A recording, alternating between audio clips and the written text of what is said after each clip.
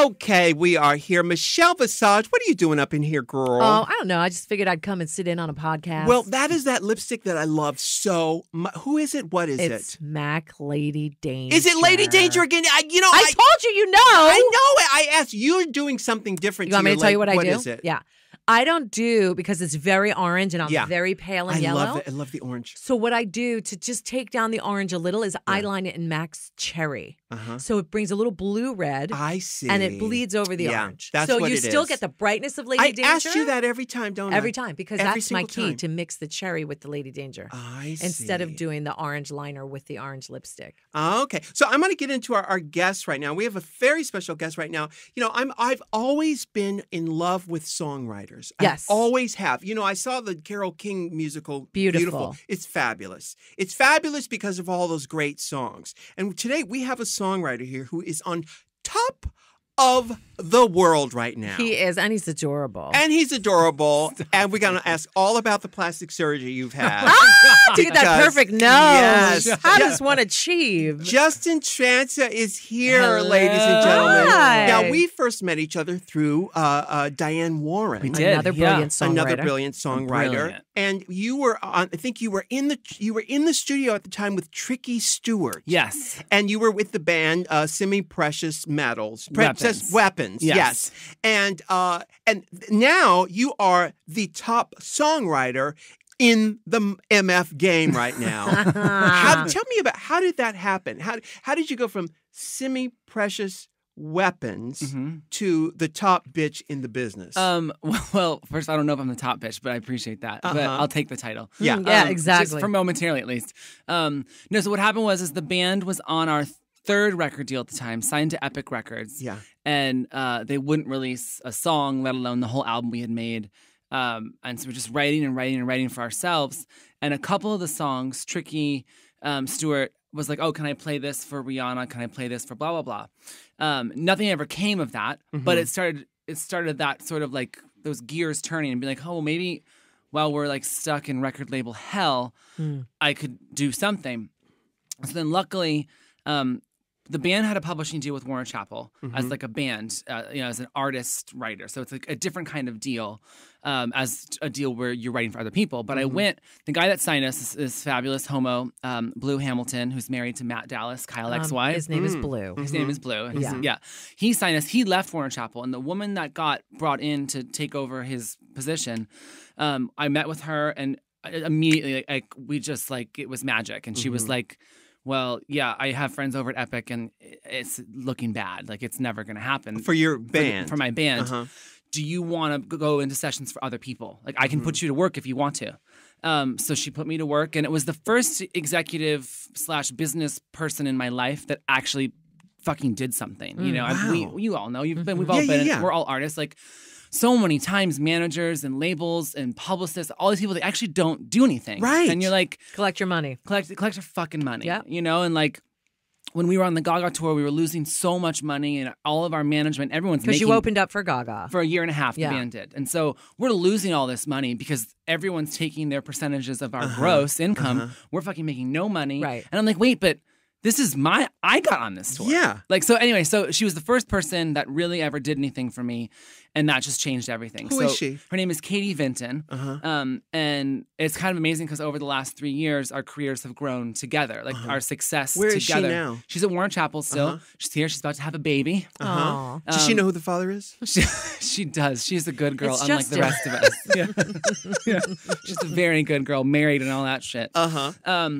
So But yeah, that's, so that's how it she started. brought you over there. Yeah. And what was the first big record you had after you went over there? Well, so the first as a thing- solo, because you were signed as the band, but Yeah. then she took you over there as a solo. As a writer. As a writer. I see. So what happened was the first, about 3 months into trying to write for other people, I wrote a song with just other writers and producers. There was no artist there, and Kelly Do they put Clarkson. you with other session people? Yeah, so Okay. every single day, you know, especially when you first start, you know, and I was just whatever you want. Like, I'll do double sessions. I don't give a fuck. Like, I am not. I worked in retail for a long time. I loved it, but I was like, I'm not going back. So like, after touring the whole fucking world, I'm not going back. Like. Yeah. So whatever. So I did anything I could. And the first thing, about 3 months into it, I was wrote a song with these now guys who become friends of mine. But the first time I met them, and we wrote a song, and Kelly Clarkson like wanted it like 3 days later and cut it like a month later. What song was it? It's called Nostalgic. So it wasn't a hit, but it was on our album. Which album? The one that came out, the last one, the Piece by Piece. Oh yeah. Yeah. And so. Yeah, so that was okay. 3 months into this, and like a big artist has already cut a song. Like maybe this is what I should be doing. But I was still doing the band and writing a little bit, and then eventually, just between the craziness of our team that the band had, not our band, the band members were all still very close, but there was just some weirdness in the team, and the songwriting going so well. I was like, I have to focus on what's working. So the first, and it was crazy because then the minute I quit the band, and which wasn't even about the band, it was about the people that were working for us. Like the minute I cut that out, the next day Fall Out Boy announced that their single was going to be Centuries, which is I wrote the chorus up. Wow. And so that was like my first big cut, and that was top 10, and Fall Out Boy's second biggest song of their entire career. Wow. And so that all of a sudden I was like, okay, I definitely made the right choice. And so then from there it was just off to the fucking races. The thing about cutting up the royalties for a song, that is so confusing. Who tells you how that's divided? Yeah. Because it's a trick. It's like witchcraft. It can be fucking tricky. It's really crazy. Yeah. Okay, so obviously writing is one thing and publishing is a different thing. And artists, artists. And then there's the mechanicals of the actual record itself. Yeah. Okay, those are the three big things. Am I right? Yeah. So every single song, when let's just call it $1 because it's easier for math. Okay. If there's $1 for a song, half of it goes towards the publishing, half of it goes towards the recording, the label. But then it's half eventually because a lot of it goes to the label. So the label has to pay the publishing companies to pay the writers. I mean, it's really fucking Who tricky. pays the artist? The artist has it. The label pays the artist. So Okay. the artist has it in their deal as to how much. If they have 14 points in their deal, it's normally between like 10 points and 16 points, which means basically percentages. So if a song sells, if you're a superstar, you probably have 16 points, if not more. And so if a song's for $1, you just made 16 cents. I see. So This just, you know what this drives home? what How bad I got fucked. with your record deal with Yeah. with the Back in the seduction day. thing or The seduction, we had 1 point to split between 3 girls. What? You had 1 point? We had one of the worst contracts But in history. that's normal though back then for like that was the In TLC 1989, Tony yeah. Braxton storyline, right? Yeah. And then, but even doing back on the Soul System thing, I got 7. 7 for It's Gonna Be a Lovely Day. Correct. On a song that was already written, by the way. Yeah. So that's a whole nother but that's thing. now, so mine had to come to 7/17 because I had to split with all them. Wait a all minute. them Wait a people, minute. Hold the up. Bill Withers, that whole camp. Yeah. You had to split with them? Wait, I don't Yes, see. It's that's what I'm math. saying. It's It's- math. it's crazy. I don't like it. It's very so. The good news is like if you now when you like so for Centuries the Fall Out Boy song there was the sample to deal with the Suzanne Vega sample. Then me and my friend Raja we wrote the chorus and the post chorus. Not our Raja. No, Raja Kumari, amazing Indian singer songwriter. And then the band they wrote the verses and it was like that was the biggest shit show I've been a part of. Because everybody had their hands in the pot. Yeah, and then like for Selena Gomez, Good For You, everything was fine. It was just 3 writers to start, me and my main co-writer Julia Michaels and the producer Nick Monson.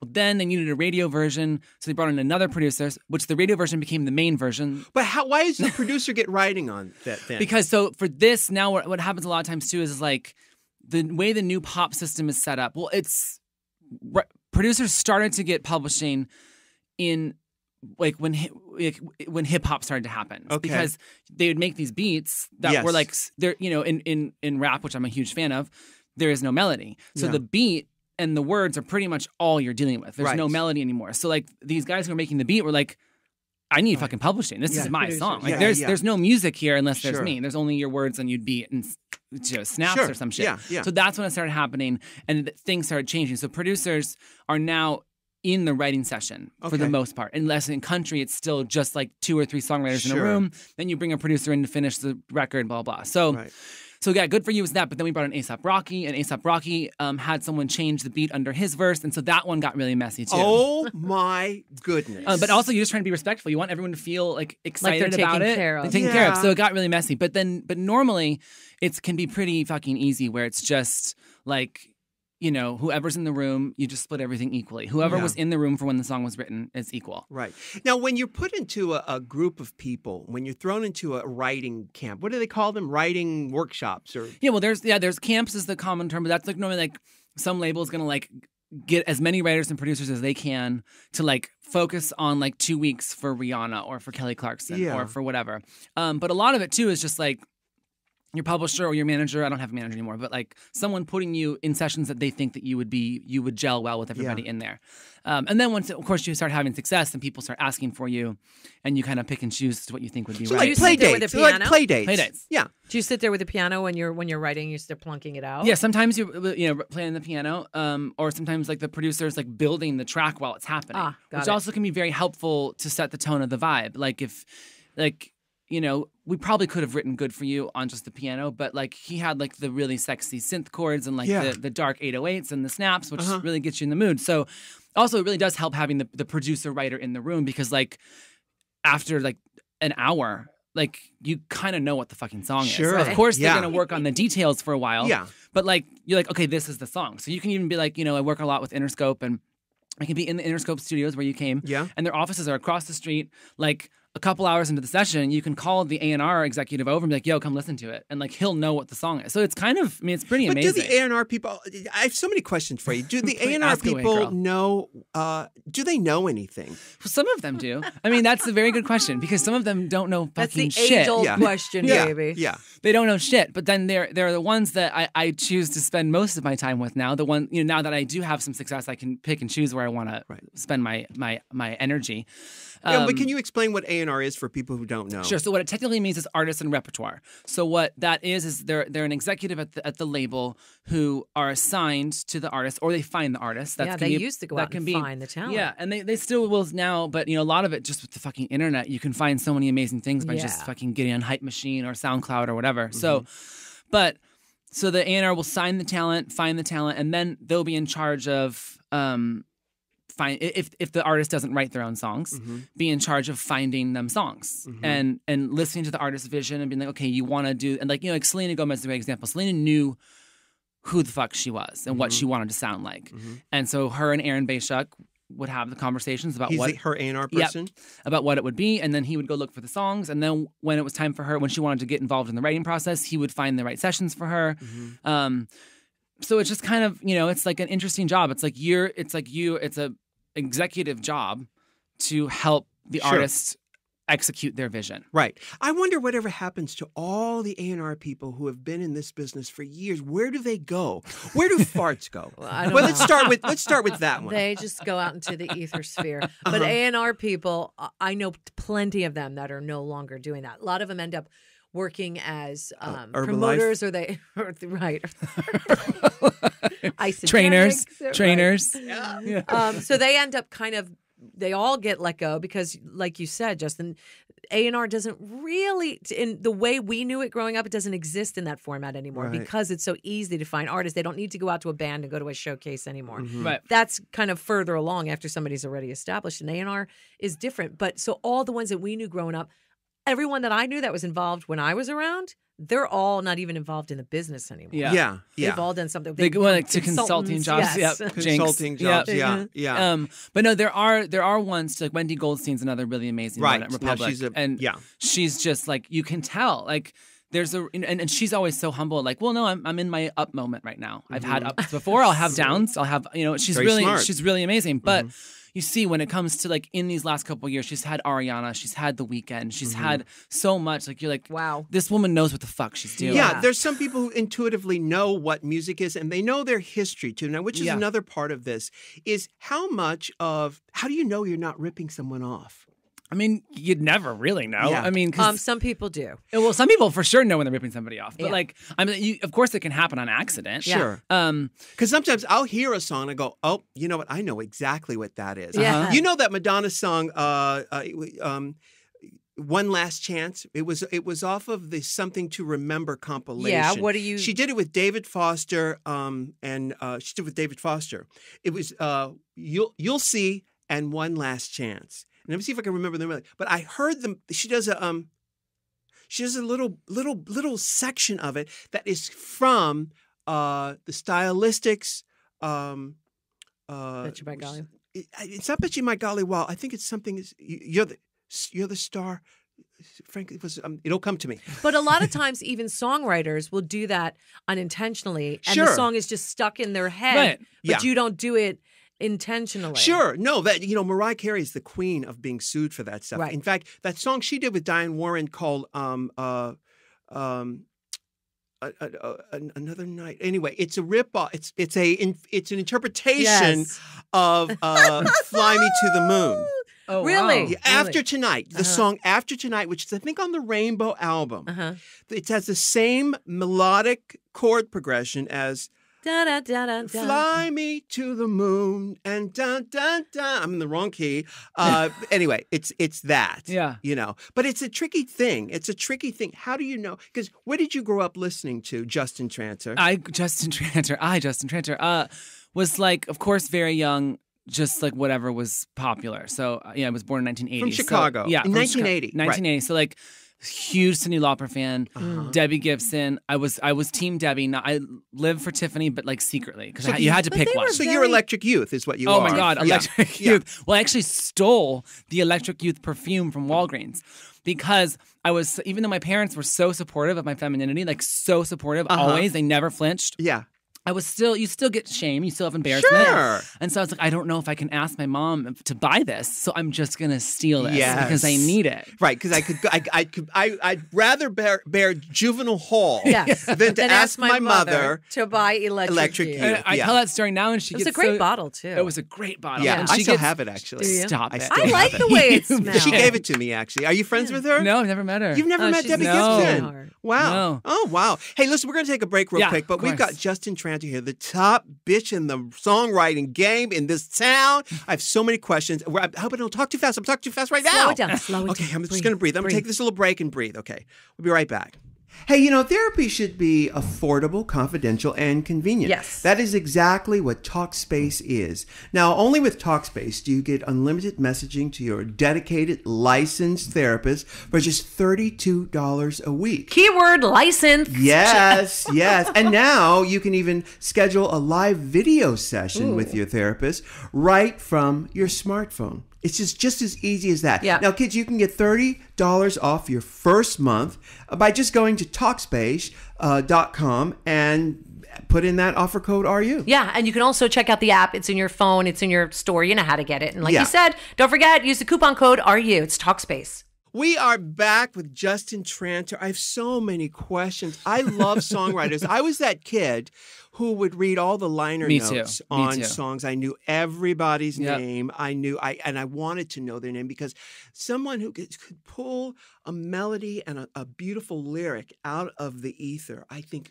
I just fall in love with them. It is like magic. It's so is crazy magic. all the time. Like really experienced that magic when I just got to the privilege of working with Gwen Stefani on the whole new album, Wow. the entire thing, which was mind blowing because she's one of the reasons I started writing songs. Yeah.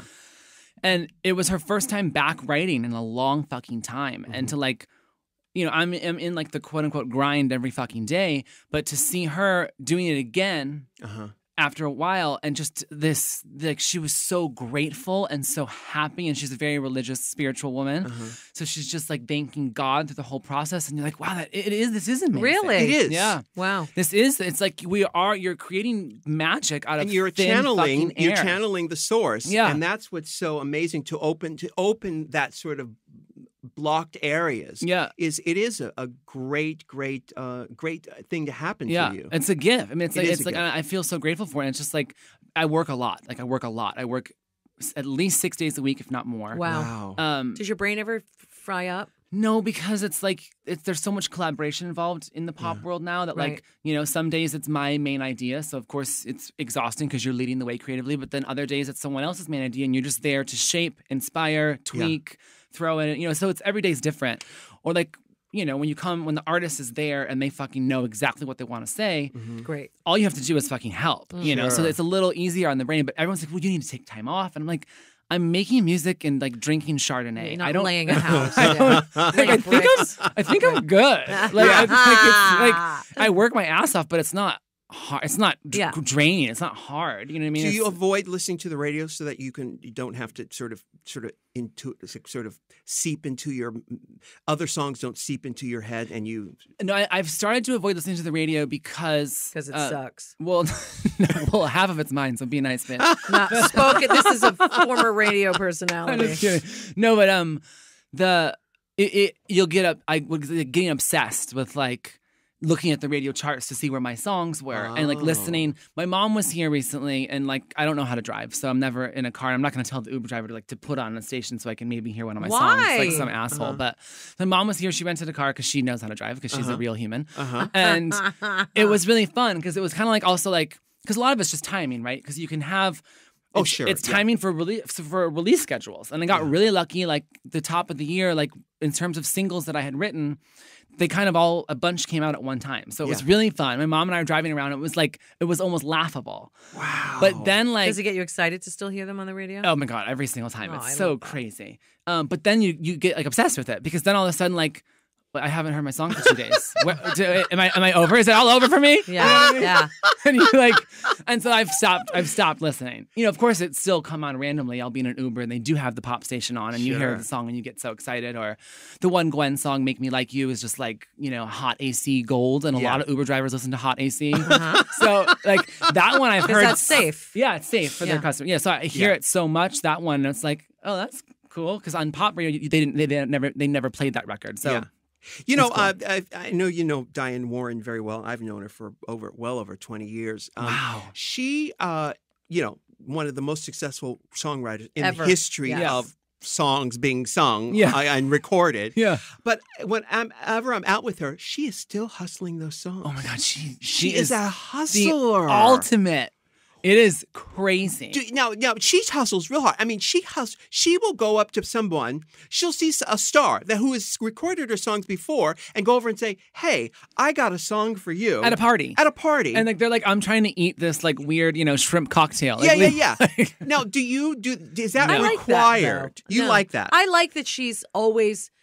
Joan Rivers had that same work ethic where they don't ever want to stop because I feel like, and I think Howard Stern's the same way. I feel like they're so great and they're so at the top of the game and they've been there for so long that if they think that if they stop, they're going to die. Right. Yeah. And I think that's where that comes from. And I understand that some people could be like, bitch, I'm trying to eat my shrimp. What are you doing? But on the other hand, I know what she's doing. It kind of comes from a place of fear, but at the same time, it's a place of power of you're not knocking me down. Right. I'm staying up here. No, it is amazing. I think it's just everyone does it differently. I prefer to just, there's certain parties that you do have to go to because you never know who you're going to run into or blah, blah. I prefer to just because my thing, especially when I'm working with the artist directly, because Diane doesn't collaborate with artists. Right. And I love to because after 10 years of being in my band, singing, saying, wearing, doing exactly what I wanted, I am finding so much inspiration from what do you want to do? And let me help you. And that's really fun for me. So for me, it's like, if you see another writer that you love or another producer you love or an artist you love, it's more about just making that connection and making everyone feel good about themselves and feel confident. So that can help at a party, but I'm definitely not hustling songs at a party. So, but when you are at a party and you see someone that you've admired, like you see Cyndi Lauper over in the corner, what do you do? Have you met her? Well, she asked me to sing at her Christmas charity show last year. Yeah. So and I had met her once before, and I think it was an amazing story because she was a fan of the band. Yes. And so she had come to one or two band shows and met her briefly. And so when I showed up to sing, and I was going to sing with her, which for me was in the best way, horrifying. Not only is she an idol, but she's a fucking vocalist. Yeah. That thing is no joke. Yeah. And so I walk into the rehearsal, and she doesn't recognize me because I look like a lesbian now. She has no idea. I always say, very beautiful lesbian. Thank you. Well, I think lesbians are very chic, so I'm happy with my current look. But so she's looking at me and she's just blank faced. And then I rehearsed. I was gonna sing a mashup of "Sorry" and the Gwen Stefani song. So Justin Bieber "Sorry" and Gwen Stefani's "Used to Love You." And she's watching me rehearse. Still hasn't made the connection of who I am.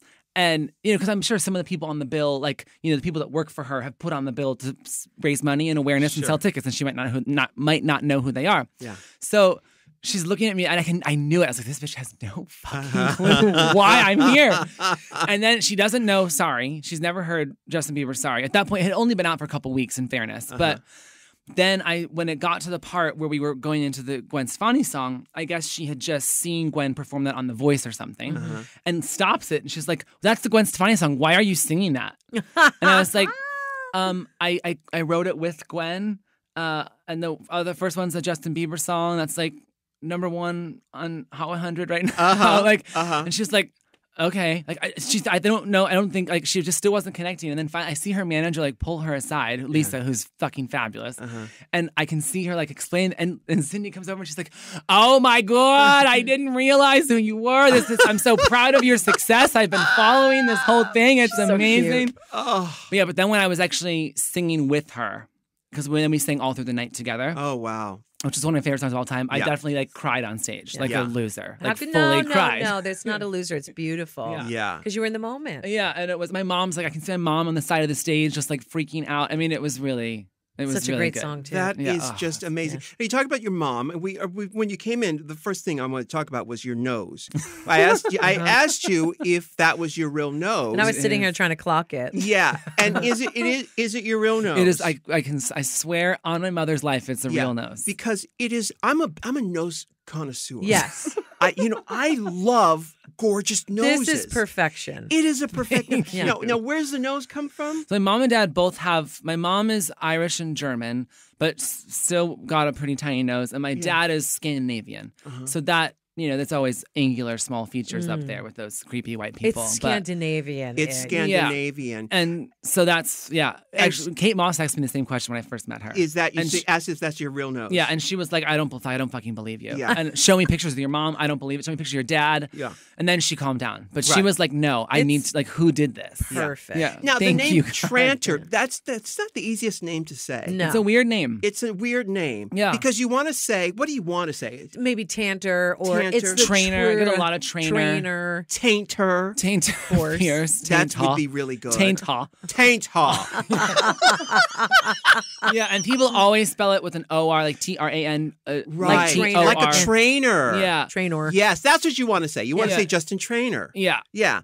But Tranter, what is that? I guess I've looked it up. It's technically English, but we don't have any like English roots. Have you ever seen that name anywhere else other than your family? Only like on, people will find me online, because even though I'm not famous, I just work for famous people. My name still comes up more than any other Tranter. Yeah. So I'll get like messages on Facebook, like how cool that you're writing these songs and we have the same last name, blah, blah.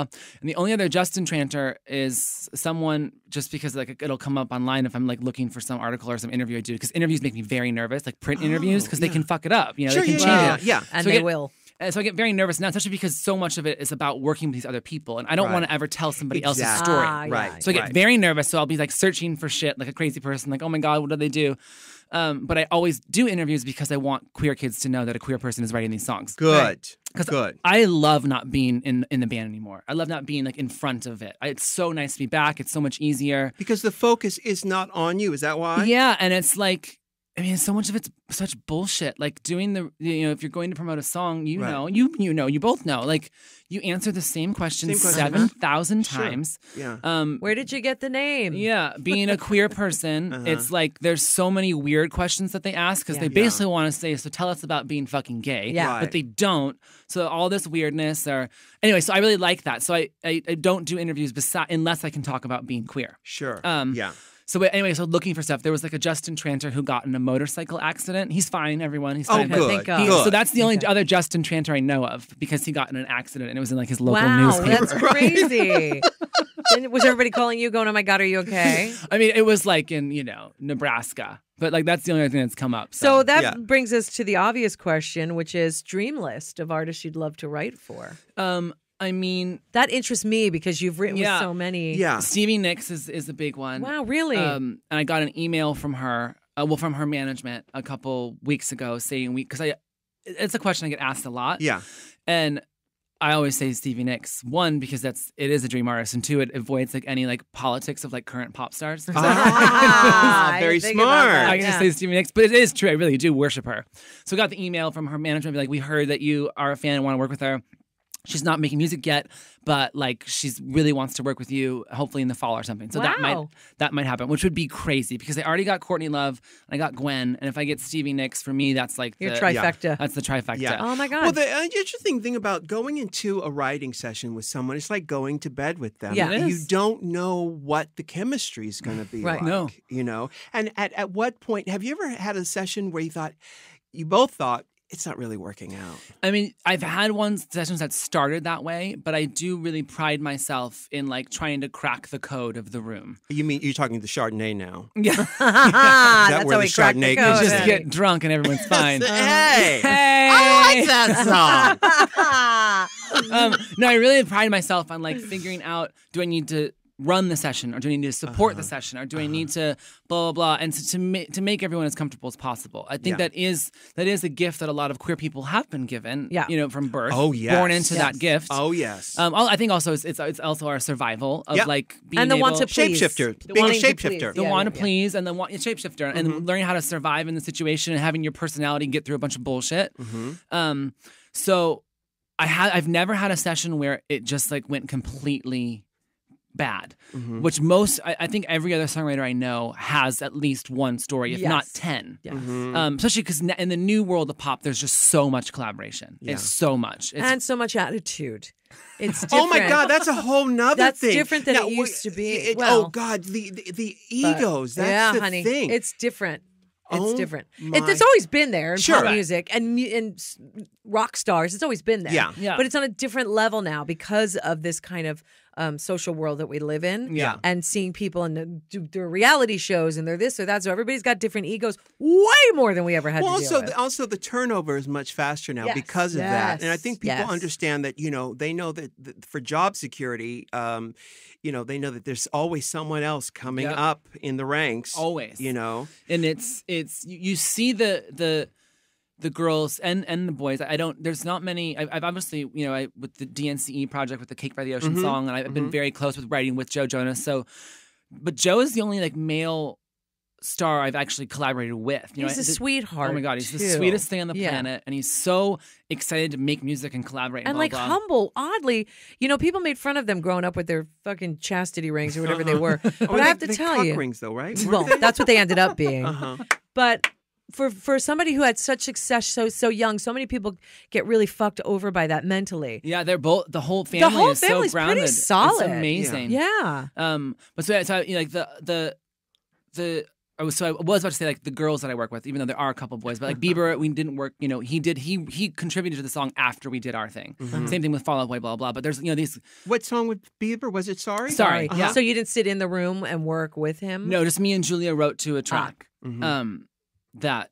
Thank God, because that song has changed my life. Oh, again. hello. It was a whole new Hello, round of Malibu life Beach change. House. Hello, Malibu Barbie.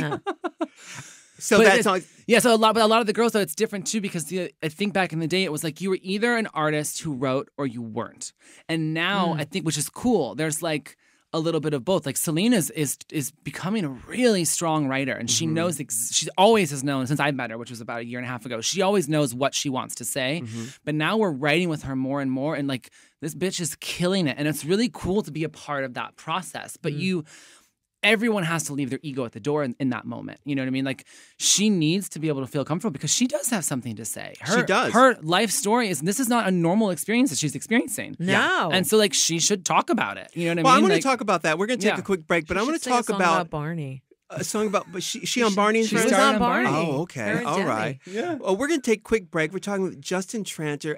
I'm so many questions for you. We'll be right back.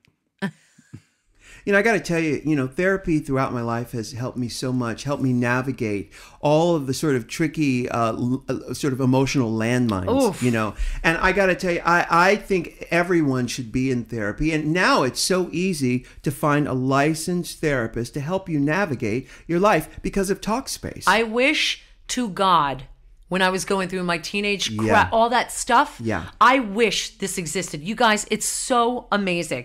This is how it works. You go to Talkspace.com/Rue, or you can download their app. It's in your app store no matter what kind of phone platform you have, it's there.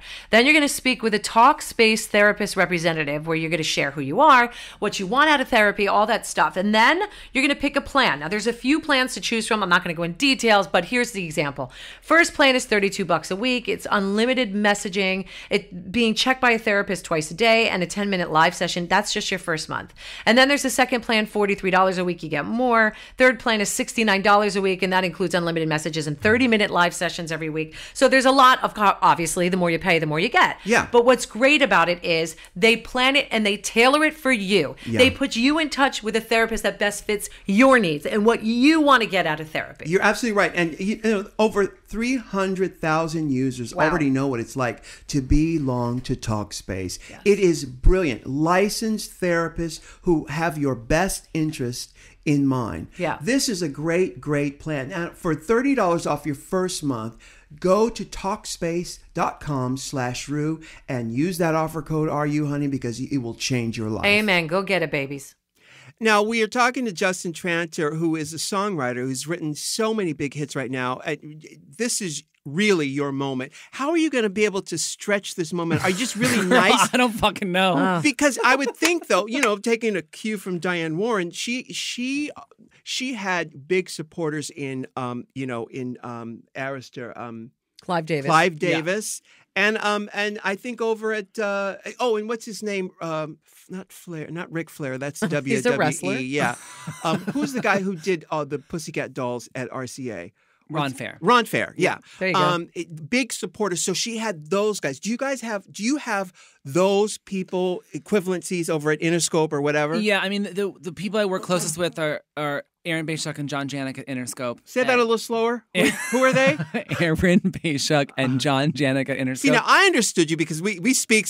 We yeah, know how to correct. speak fast. Yeah. Right. Yeah. And then Wendy Goldstein, Yes, Charlie who's Walk, a superstar. Charlie Walk has been in the game everything for 100 years. Charlie Walk. Charlie Walk. Now, when we started on KTU, Back when there were covered Walk wagons was, and yeah. correct. Uh-huh.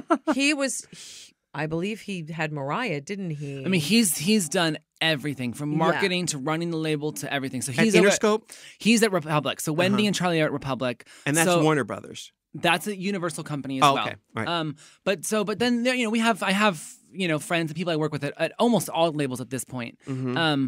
But it is like it's anything. You find the people you work well with and you keep doing it, and then all of a sudden, Republic is a label. Republic is a label. That's Republic how Records. out of the game. Did you know Republic is a label? Republic has been a label for 30 years. And they're they're the what? kings now. They're right now they are the kings. They are Taylor Swift. They're The Weeknd. They're Ariana Grande. Are you kidding they're me? Lord. Republic I'm so out of the is game. the top of the top. Like I think, like for the last 3 years, literally 30% of the radio.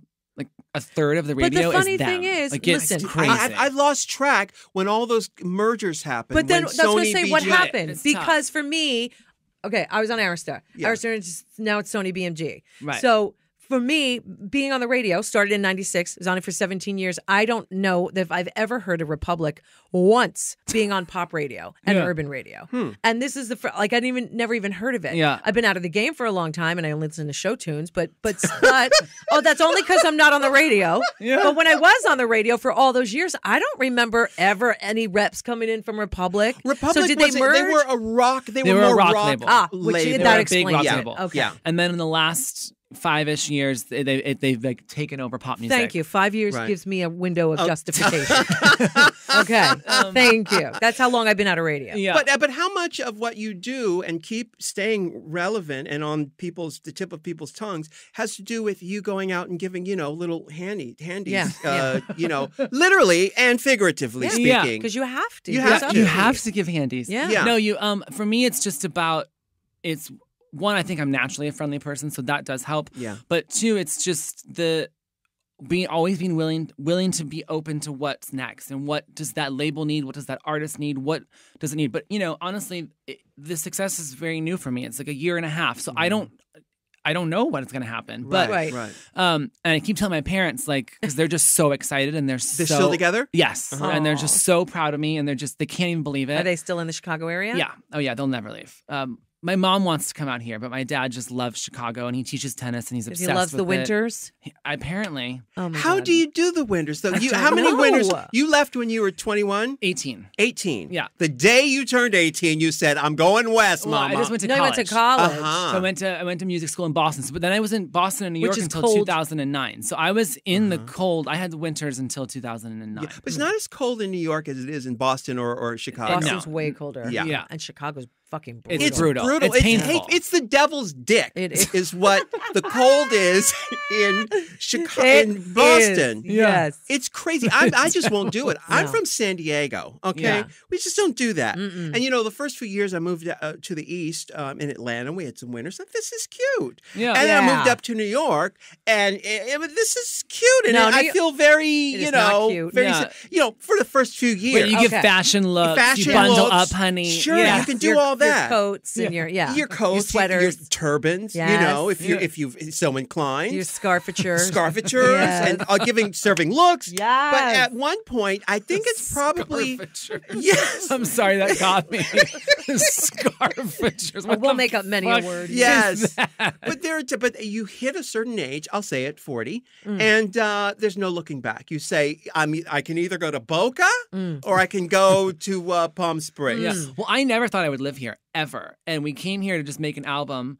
That the one that never got released. The Tricky album. And so it's just like we just kept writing and writing. So we were supposed to be here for 3 months, turned into like a year. Now, when I met you that time at Diane Warren's birthday Yeah. party over at Casa Mexicali, or whatever that place The was one on called. Ventura? No, there's this place over Right here. here on Sunset. It's Sunset, Right here. Sunset Plaza. Yeah. It's like a block from here. I met you at a dinner party for Yeah. Suzanne, not Suzanne Barsh, but Diane Warren. Diane Warren. Very And, different. Very different people. I'm the Suzanne Barch connection. Yes. Just Diane Warren connection. How long had you been here? You were working with Tricky Stewart At then. that point, maybe like a year. A year at that point. had been maybe 6 months to a year. So it was like, but then after I'm here, I'm like, wait, this is amazing. Like Yeah. the weather's so nice, and because even though it's not cheap to live here, it's so much cheaper than New York. Right. Yeah, well, you get more for that money. The You get band, more. we were The able quality to, of life. Yeah, we were able to survive. If we were in New York after everything, our team started to kind of kill our band. Yeah. We wouldn't have survived. And this whole new career would have never happened for me. That's what Right. blows my mind. Of like, if we didn't accidentally move to LA, like That's so these crazy songs that you- that I'm writing would have never That's been what- written. Like Yeah. it's so nuts because it was only because I was here and this new woman Katie Finton came to my publishing company. Yeah. If that would have never happened, if that one meeting would have never happened, like none of these songs would exist. That's the universe Yeah. working Yeah. its magic. It's so crazy. Well, so what's happened with the other band members? Well, so I promised them that when I was like, I need to focus on the songwriting, and also too, they understood too because there was a certain person on our team, on our business team, that was and I'm a strong bitch, and I'm very comfortable and confident in who I am. But he was like starting because we had a half hit at alternative radio, rock radio, which is a very homophobic format. So, but to have to have a person and your team say to you, Nice save. thank you, to have a person on your team say to you, you're too gay, Mm. over and over. Right. And at this point, I'm like 32 years old. I'm 36 now. I'm like 32, or that was like 33 happening to, and I was like, I'm too old to hear that. Like this is just crushing me. Yeah. And like, Yeah, but you had the balls to do something about yeah, and so I was like, I walk can't do away. it, and I have Yeah. to focus on what's working. And so I told my band members, like, I promise you, any opportunities that I get, if this thing really fucking works, if my songwriting career works, I promise you, I will do everything I can to help you, because they followed me they're all straight musicians. We met at music school, and they followed me on this big queer journey of like, Aw. I'm going to wear full Coming out with makeup. them It's like and- Barney and Yeah. Friends again, all Yeah. over It is, again. it is. So you and Selena have so much in common. parallel lives. It's just I'm Barney in this equation. You're the big queer dinosaur. So and I did. So Cole, the bass player, I hooked him up with Joe Jonas, and he's now in DNCE. So they're traveling the whole world. Yeah. Great. The guitar player and drummer, they did a bunch of dates with Gwen Stefani. So I got that Cool. happen for them. They even got to play SNL with her, which was always our dream. Me and the drummer always had this joke of like, if we get to SNL, we'll know that we made it. Wow. And so he got to, and Stevie, the guitar player, they got to play SNL playing songs that I co-wrote. Oh. So it was like, we got there. I'm Brought not on you with them. stage, but we got there. I love Isn't that cool? So, and then they're doing those two, because Cole now, the bass player, he's just, the DNC thing's going so well for us all. Yeah. Luckily. That he is just gone full time. But so the other two are here doing other gigs and stuff like that with me. But so we're doing a lot of music for, I can't say what it is yet, but for a big movie together. Yeah. Because it's a huge Barney the movie. It is Barney and Friends. it's an animated movie, and their main music inspiration is like glam rock. Oh, love great. that. Luckily, somebody called me in for the meeting and be like, oh, because of course they want a big pop writer name because they're spending so much money on that movie. They want to feel the confidence that this person can deliver. But in terms of the songwriting scene, I'm the only one with a glam rock history. So I luckily went in and was like, guys, no one else. I got Come this. on, come on, just give me the fucking job. I love it. So they're doing that with me. So like we're all kicking ass together. I'm so happy you guys about have to talk that. about hands. We're going to talk about hands, but I want to quick touch on your songwriting partner. There was a big story in the LA Times a few months ago about you and her name is Julia Michaels. Julia Michaels. Yeah. How did you meet her? So just met in a session. My main publisher, Katie Vinton, met with Julia's day-to-day manager at the time because Julia has signed to a big management company. So there's a couple people that work on her stuff, and they just met. And Julia is very young. When I met her, she was 19. She's 22 now. Wow. But she, was born and raised. Well, she's born in Iowa, but raised in LA. She's been here her whole life. Her sister's an amazing singer as well. Her sister's a little bit older. So through that, she met people, and she was like in the full-time, homeschooled because of it, like full-time writing Because of her circuit songwriting. Wow. since she was like 15. So like, even though I met her at 19, I'd only been writing for other people or trying to write for other people for like 6 months, like in that world. She's 19 and she'd been in it for like 4 or 5 years. That's so amazing. So it's like, even though I'm literally 14 years older than her, when it came to like the circuit, she like was way more, she knew everybody. She was schooling you. She was like schooling me. Yeah. It was really a really interesting thing. So we just met in a random session. So she had people that she was pretty much only working with. And, her manager was like, I think, just change it up. You never know what'll happen, like, a couple days. And so luckily one of those days was us. Yeah. And she hated me at first because she gets very anxious. And she'll tell you that I'm not talking trash. She has severe anxiety like issues, like diagnosed. So she's like, with a new person was freaking out. And I was told that we were supposed to write for this girl group that Ron Fair, speaking of, was doing when he was at Virgin. I can't remember what they're called, but it was a girl group. And I was like, all right, if we're going to write for a girl group, I want to go like En Vogue. I want to go like 90s fabulosity. I don't want to, and I think Nicole Scherzinger is actually an amazing performer. She's got a great voice. I was like, I don't want to go like Spice Girls or Pussycat Dolls, even though I love that. I want to go like old school R&B, fabulous, say something, free your mind. Let's do something cool. So I'm like playing En Vogue, and she's texting her manager like, because she's so young.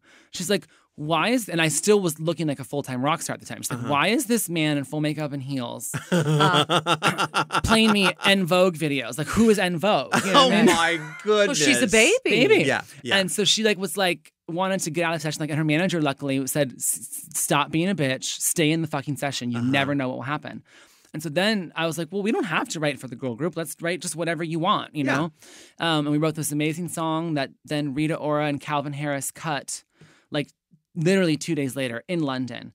And, even though she'd been on the circuit for a while, that was the first time there was such a huge turnaround by like for like major artists. And the song never came out because the album got shelved. There's so many questions I have for you, because what happens to these songs that never get cut? Can somebody else do them? You can eventually get them back, because if the label buys them from the producer, so as the songwriters, we don't own the master, we only own the publishing. Sure. Because we're not like working on the computer and own that whole thing. So it's not our sounds that they're buying; it's just the song. So. In most producer deals, to buy the master, it will have the right of first use. Right. So like once the song's released, anyone can do it. They don't even have to ask us. Anyone can cover any song they want. Yeah. The only thing they can't do is like they have to ask the writers if an advertisement uses it or a movie uses it or something. Right. But to release the song, right? Yeah, or a sample, exactly. Yes. But to release the song, because the sample they're using the master still. Exactly. So but so basically, like that song, we probably could go and get it back now because, you know, in that specific situation, Rita's at a different label now. So there's no way it's ever going to come out. So like we could go and ask them, like, can we have the right of first use back? I see. Actually, I have a lot of great friends at Columbia and they probably would do it. But if somebody wanted to recut it, a song that's already been done and released, let's say it's released, and you just said anybody could do it. You're allowed to remake a song without asking permission? Yeah, because you may not be able to release forever. it though, because Prince had to agree. He had something where.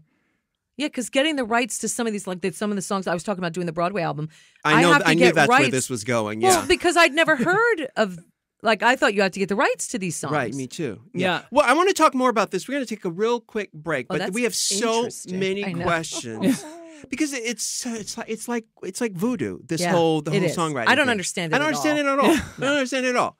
So we're with Justin Tranter. We're going to take a little quick break. Hey, let's talk about Boll and Branch sheets. I love you, Boll and Branch. I love them. You know, it's such a great thing. You spend so much time in bed. You want the best for yourself. Treat yourself to some Boll and Branch sheets. They're gorgeous. They have sheets, they have blankets, and here's the thing. They're made from 100% pure cotton, which means they're super soft.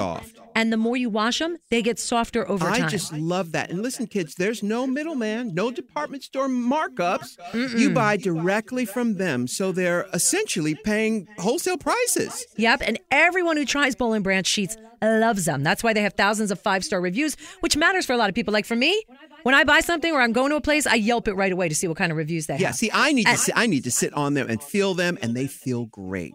Well, you can try Boll and Branch for 30 nights. If you don't love them, which you will, you can send them back, but you're not going to want to send them back. That's right. And there's no risk and no reason to not give them a try. Yep. All their products come beautifully packaged, and their signature boxes just make a really good gift. And they're actually, you don't even have to wrap that box. You can give it to them in a box like that. But if you want to wrap the box, it's a super nice box. And now they're introducing the revolutionary new line of flannel sheets. I love that. Right. And all the millennials, all those kids love their flannel. So they can wear the flannel, they can sleep on their flannel sheets, and everybody's happy. But they're only available for a limited time. Yeah, because, during the colder months, it's just perfect for that. Oh. So thick and so beautiful. Heavenly. And, tis the season. This makes a great gift. A thoughtful gift, because, everybody gives the same old things. This is a gift that you would actually use. I agree. So to get started right now, check out bollandbranch.com, and you can use the offer code RU for $50 off your first set of sheets. bollandbranch.com today for $50 off your first set of sheets. That's Boll, not the way you think it is. It's BOLL and branch.com. Promo code RU. Break it down, Michelle. BOLL. We are back with Justin Tranter. Can you what are the biggest, and you wrote Sorry for Justin Bieber. You wrote, co-wrote the whole album with Gwen Stefani. Centuries, Fall Out Boy. Yeah, Centuries, Fall Out Boy. What are the other big Selena hits? Gomez, Good For You. Selena Gomez, Hands to Myself. DNC, Cake by the Ocean. Wow. Those are the. Oh my god! And then you called me up to ask me to be a part of a song called Hands, which is a charity song for the survivors of the horrible tragedy in Orlando. Yes. And how many people? You've got Britney on that song. You've got Gwen Stefani, Pink, you, and Rue, Imagine Dragons, Meghan Trainor. Mary J. Blige. Mary J. Blige. Alternative Queen of Country, Casey Musgraves. MNEK, who's an amazing queer artist out of the UK. We did good. It's such a great song. And it's funny, hearing it in the studio for the first time, you go, this is a hit song. Thank you. This is a really good song. Thank you. Are you able to tell a really great song right after you write it? You can tell when something's special. You definitely can. Whether you don't know what's going to be a hit. Right. One, because timing wise, it might come out at the wrong time and people don't connect with it for whatever reason, or the label fucks it up, or the label does a great job, but the artist refuses to fucking sing it on TV. There's so many reasons to why a song can't be a hit, but you do feel when it's extra special. The only one I think that we didn't know, oh fuck, was Sorry. We just wrote this is nice, and went to dinner. Like, So when Amazing. when the label comes to you and say, okay, this is what we're thinking with Justin Bieber. He's had a bad run of it with the press. We want to go and we want to say, I'm sorry for my behavior. that was our idea to say that. Sorry. Oh. So this amazing girl, Chelsea Avery, who works for Scooter Braun, Bieber's manager, she is like the A&R within the management company because he's, they're a very hands-on company. So they like, they don't leave it to the label. Yeah. They do it themselves. Or a collaboration or whatever. So Chelsea came, told us the vibe of the album, played us some other songs that was already on the album, and was just like, here's 10 tracks that like I love and that, Bieber's heard, he loves. Pick which ones you like and write to them.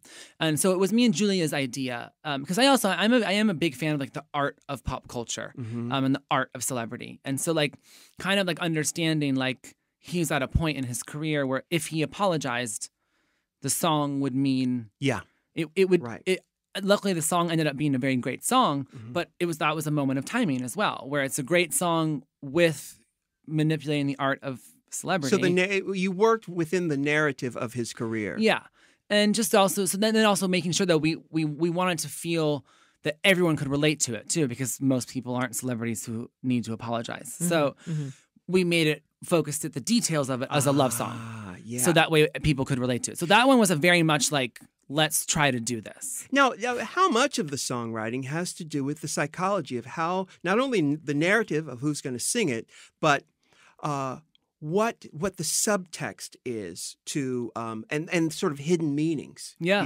Because Salt and Pepper's Push It. It's not really about pushing something. It isn't? No. Weird. Oh my God. It's about shocking. You know what a kitty cat? You know what they call a kitty cat? Are you telling me that song's about sex? It's songs about something between me down there. Are you telling me that song has to do with vagina? Yes, it does. Not vagina. Yes, I'm mortified. does. And they're Christians. They're Christians. Well, They're that's a different kind of Christian. Yeah, honey, push it real good. Yeah. Yes. So, I thought that had to do with shopping carts. I had no idea. No, it doesn't. It doesn't. Oh. Yeah. But see, that's the thing is left up to the interpretation of Yes. the listener. Yeah. How much of that do you work into it? I mean, do you sit with Julie and go, guess what, girl? What if we said this? I mean, sometimes you do think about it. Like, we do think about it. But then sometimes it just starts happening. The idea comes, somebody starts singing a melody to whatever the producer's playing, and the lyric makes sense in the melody, and it's just a spark, and it goes. Like, sometimes you are really like, okay, then this, and then this, and then sometimes you aren't. Like, Cake by the Ocean started just as a joke. Yeah. And then, like, well, actually, that's a really funny thing to say. Like, I keep on hoping we eat cake by the ocean. And then I was like, well, let's decide what it means. And obviously, it just means, like, sex. You know, like, let's, like, have sex on the beach, hopefully. With frosting. Yeah, with frosting. And so then it was like, okay, let's just build this goofy, that song's not rocket science, but, like, it's, perfect pop of, like, let's build this goofy thing around this one phrase that's really going to strike people. Yeah. So then, like, then we did think about it, but only after this ridiculous thing that somebody said becomes a song. You know what I mean? So every time it's different. Yeah. Yeah. It's so amazing. It's Michelle, when you wrote on that the Bill Withers song for the Bodyguard. Yeah. Right. So did you write that all yourself? Or did you are you a Melania Trump and you had... I had a writing partner, and me and Tommy, we wrote it together. Tommy Never. Mottola. No, not Tommy Mottola. Tommy, my ex-boyfriend, who was in a rap group called Young Black Teenagers that was started by Chuck D. That's a great group. Yeah. So he was my boyfriend at the time. We ended up just being friends. We'd been on and off for years, but he's a really great rapper. So when it came down to writing the rap for that, he had credibility, and I wanted him to help me as well because it was kind of a slow rap. It was, and it was different than anything that I'd used to be rapping. Yeah. And he helped me write it. So it was just him and I.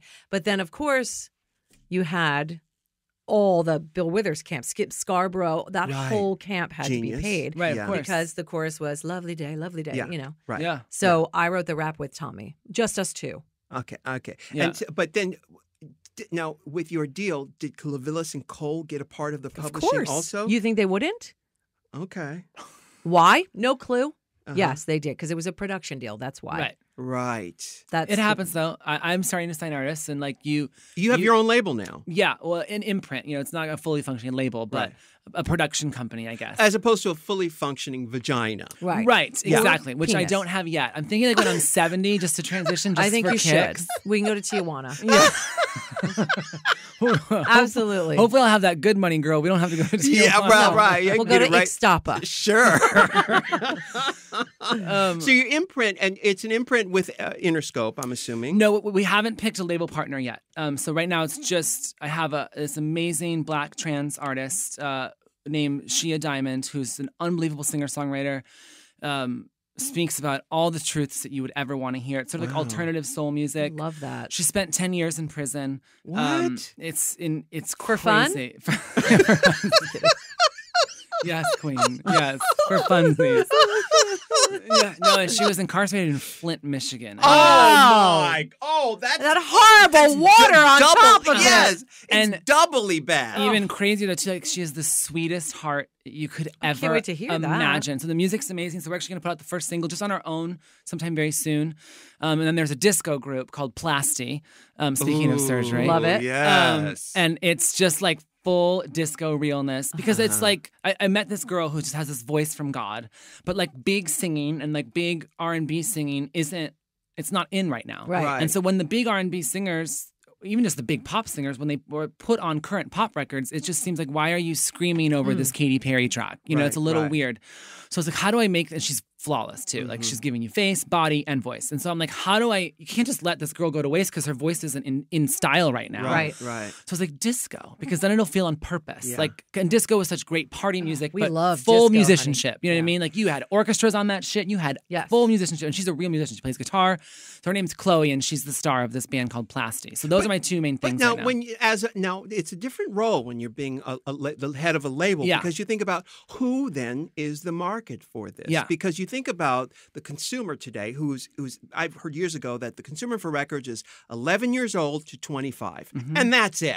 When if you really want to make money. Yeah. So how do you make disco interesting to an 11-year-old? Well, like look at Uptown Funk, or look at even. But he's sexy. They sold that. I mean, yes, Yeah. it's a great song. Yeah. But Bruno Mars is sexy. Yeah, well, he's just amazing talent. And Yes. So, but the 11-years don't care about talent. no, well, They sure. want they care about they want sex cute. and Yeah. cute. So that's she's very sexy, and also too, both acts. I know that I'm working on now. I know that at the very least they can work in the queer community. Yeah. And for Well, that's me, true. it's like, I'm not looking in terms of my label situation. Of course, it'd be amazing if one of them becomes the biggest stars in the world, and I'm going to try. But it's also about knowing that now that I'm in this place of privilege, which as a queer person I take very seriously, because we have so many queer brothers and sisters who have no privilege and have no opportunities. My parents never had money, but they did everything they possibly could to make it happen for me. So when you have two straight white people fighting for you every step of the way, it took me 36 years to make my career pop off, but I still was able to do it. So I take that privilege very seriously. And so I want to, Well, bravo for that. yeah, and Shia Diamond, we will be the first release on my label, and I want to do that. I want a Black trans woman who spent 10 years incarcerated to get an opportunity, because she fucking deserves it. Like, She a that. diamond. Yes, honey. She a diamond. Down. honey. wait till you hear the voice. I mean, we're talking like we're giving you Nina Simone, Tina Ooh. Turner. It's Wow. it's out of here. Oh my God, Justin Tranter. What's the name of the label? It's called Facet Records. Facet Records. Because a diamond is just a stone until you cut it. It's true. And we will cut a bitch. I love it. Well, it's been so great talking to you. Thank you for having me. I could talk about this So stuff interesting, forever. It is yeah. really interesting because it's the inside world of the recording industry, but not only recording industry, songwriting, and just the whole pop zeitgeist. Yeah. It's ever changing. Yeah. So Well, it's an honor for me to be here too, because to talk to you and be interviewed by you, because VH1 show raised my ass. I will never forget. Like, well, obviously when your single came out, my mind exploded. At what year was Supermodel? I think Eisenhower was in office. Mamie. Mamie, and I co-wrote that song. Mamie Eisenhower and I. So 92, I was 12 years old. I mean, Me too. It changed my life. And then the VH1 show was just so mind-blowing to see such a proud queer person in full paint, Tammy, you know, and then, on TV. That's Michelle, but what did you think about me? True story. True story. You were all right. Yeah. You know, I was like, can they just get rid of this bitch?